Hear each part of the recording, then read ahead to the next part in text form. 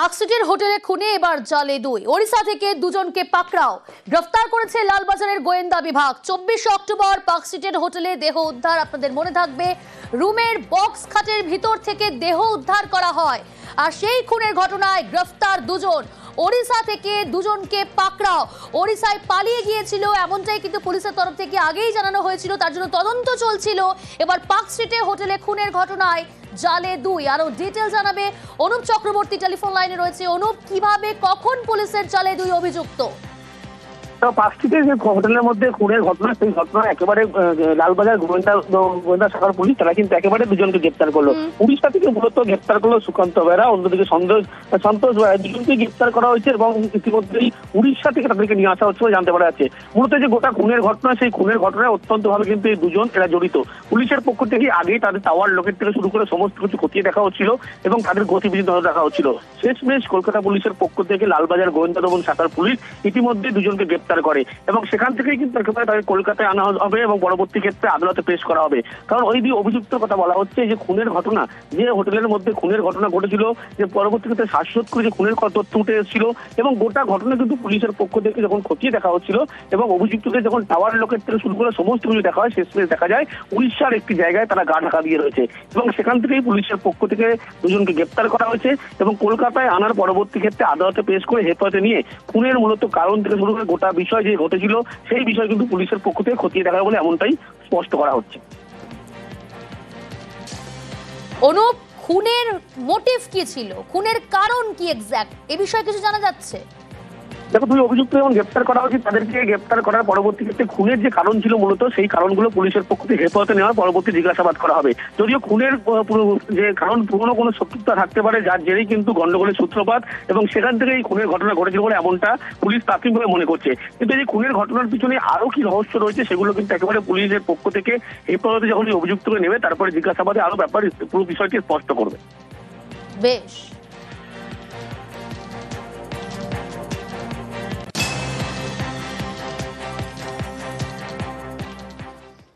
Customs অফিসারের উপর হামলার জের, সোনারপুরের আবাসনে বাড়ল পুলিশের নজরদারি। আবাসনে বিকেল থেকে রাত পর্যন্ত পুলিশের পোস্টিং। কাস্টমস অফিসার প্রদীপ কুমারের উপর হামলা হয়। কাল আবাসনের বাসিন্দাদের সঙ্গে পুলিশের বৈঠকে ছিলেন বিধায়ক লাভলি মৈত্র। আবাসনে দেওয়া হয়েছে থানার আইসির ফোন নম্বর, ফোন করলে পুলিশের দ্রুত যোগাযোগের আশ্বাস।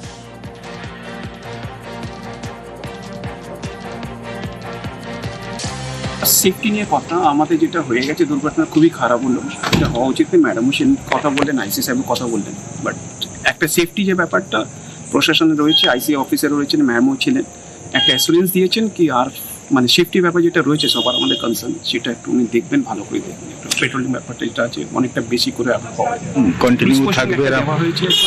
আপাতত 5টা থেকে 11টা অব্দি পুলিশ পোস্টিং দিয়েছেন ম্যাডাম, এখন স্যারও দিয়েছেন।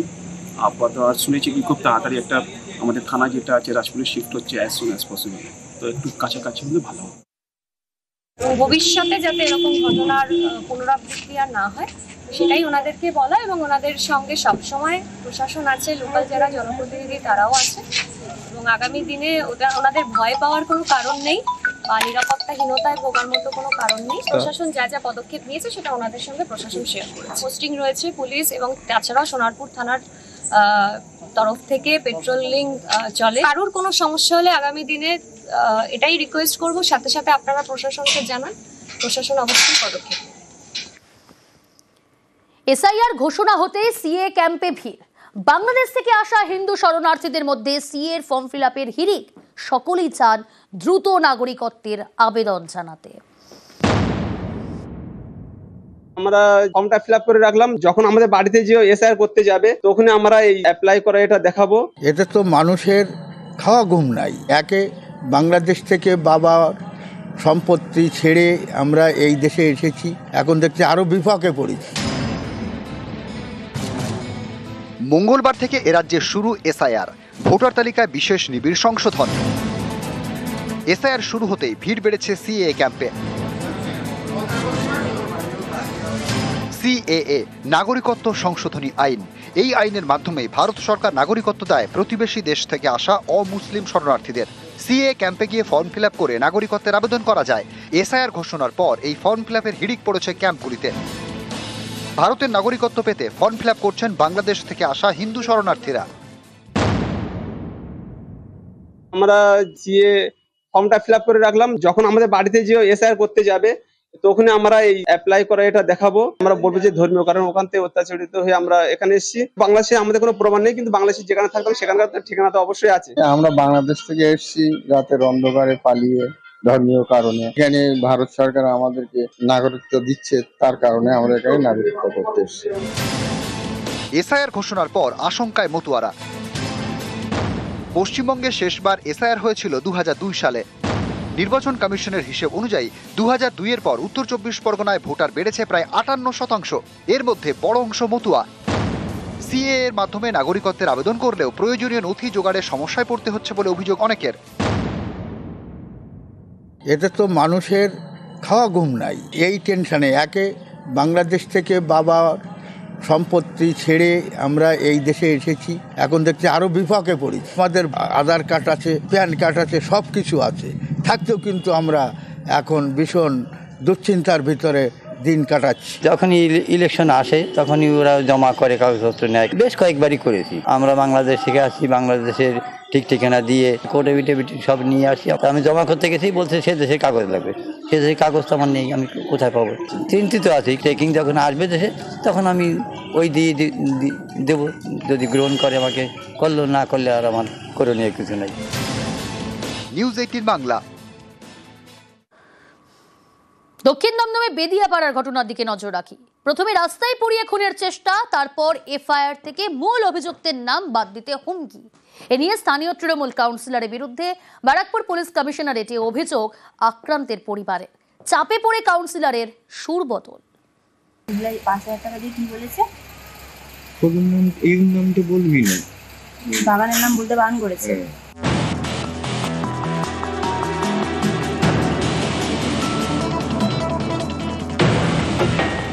গত বুধবার দক্ষিণ দমদমের বেদিয়াপাড়ায় পুড়িয়ে মারার চেষ্টা। অভিযোগ স্থানীয় তৃণমূল কাউন্সিলর মৃন্ময় দাসের ঘনিষ্ঠদের বিরুদ্ধে। এ নিয়ে নাগেরবাজার থানায় অভিযোগও জানানো হয়। অভিযোগ, মুখ বন্ধ রাখতে 5,000 টাকা দেন তৃণমূল কাউন্সিলর। হাসপাতালে গিয়ে ভয় দেখান। বলা হয় সুমন বন্দ্যোপাধ্যায়ের নাম অভিযোগপত্র থেকে বাদ দিতে হবে। 5,000 টাকা দিয়ে কি বলেছে? এই নামটা বলবি না, বাগানের নাম বলতে বারণ করেছে। এ নিয়ে এবার ব্যারাকপুর পুলিশ কমিশনারেটে অভিযোগ জানালো আক্রান্তের পরিবার। নাগেরবাজার পুলিশ ওই যে মৃন্ময় দাসের নামে যে অভিযোগটা আছে, যে বাড়িতে এসে আমাদের সবাইকে ফ্যামিলি ধমকাচ্ছে, হ্যাঁ কাউন্সিলর বলে। আগে একটা দরখাস্ত জমা দিয়েছি, বলছে এটা তো একটা হয়ে গেছে, এর জন্য আর নেওয়া যাবে না। নাগেরবাজার পুলিশ। আমরা ব্যারাকপুরে গিয়ে ওইখানে কাগজটা দিয়ে নিয়ে গেল। মৃন্ময় দাস বাগানের নামটা পুরোপুরি আমার জামাইকে বলেছে বন্ধ করে দে, ওর নাম তুলবি না, মুখে তুলবি না। হ্যাঁ, আমরা ওনার নামও বলছি, উনি করিয়েছে, তাহলে বাগানকে কেন উনি বাঁচাবে? আতঙ্কে তো রয়েছি। আমাদের পরিবারে কখন কি কার কি করে বসে, তাদের ছেলেরা হুমকি টুমকি দিয়ে বসছে।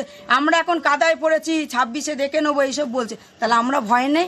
আপনারা কি মৃন্ময় দাসের নামে অভিযোগ করেছেন? হ্যাঁ করেছি আমি। 22 অক্টোবর গত বুধবার বেদিয়াপাড়ার তারকনাথ কলোনিতে স্থানীয় রঞ্জিত কর্মকারকে পুড়িয়ে মারার চেষ্টা করা হয়। অভিযোগের আঙুর ওঠে স্থানীয় তৃণমূল কাউন্সিলরের ঘনিষ্ঠদের বিরুদ্ধে। কলোনির ছেলেরা সাধারণত সবাই তৃণমূলের ছত্র ছায় তাকে বা তৃণমূল সংগঠন করে। এই নিয়ে রাজনৈতিক রং কিছুজন লাগাবার চেষ্টা হচ্ছে, এখানে কোনো লাভ হবে না, এখানে কোনো রাজনৈতিক রং নেই। তারকনাথ কলোনিতে কালী পুজোর ভাসানকে কেন্দ্র করে ওই কলোনির মানুষরাই কয়েকজন একটি অপ্রীতিকর ঘটনা ঘটায়। তারা কেউই আমাদের দলের সাথে যুক্ত নয়। প্রশাসনের মতো কাজ করবে। পুড়িয়ে খুনের চেষ্টার অভিযোগ কাউন্সিলরের ঘনিষ্ঠদের বিরুদ্ধে। মূল অভিযুক্ত সুমনের নাম অভিযোগপত্র থেকে বাদ দিতে চাপ দিয়েছেন কাউন্সিলর, হাতে ধরিয়ে দিয়েছেন টাকা, এমন চাঞ্চল্যকর অভিযোগ করেছেন আক্রান্ত। এদিকে তৃণমূল কাউন্সিলরের দাবি অভিযুক্তদের সঙ্গে তাঁর দলের সম্পর্ক নেই। এরপরে প্রকাশ্যে এসেছে নতুন একটি ভিডিও, যেখানে দেখা যাচ্ছে মূল অভিযুক্ত সুমনের জন্মদিন পালন করা হচ্ছে দক্ষিণ দমদম পুরসভার অফিসে। স্থানীয় তৃণমূল কাউন্সিলর মৃন্ময় দাস দক্ষিণ দমদম পুরসভার চেয়ারম্যান ইন কাউন্সিল, এটা তাঁরই অফিস। সেখানে সুমন বন্দ্যোপাধ্যায়ের জন্মদিন পালন করা হচ্ছে। কেক কাটার সময় হাজির তৃণমূল কাউন্সিলর মৃন্ময় দাস। আক্রান্তের দাবি, এই সুমনের নামই অভিযোগপত্র থেকে বাদ দিতে তৃণমূল কাউন্সিলর মৃন্ময় দাস হাসপাতালে গিয়ে তাকে চাপ দেন, ধরিয়ে দেন টাকা। রবিবার রাতে সুমনকে গ্রেপ্তার করে পুলিশ। নিউজ 18 বাংলা।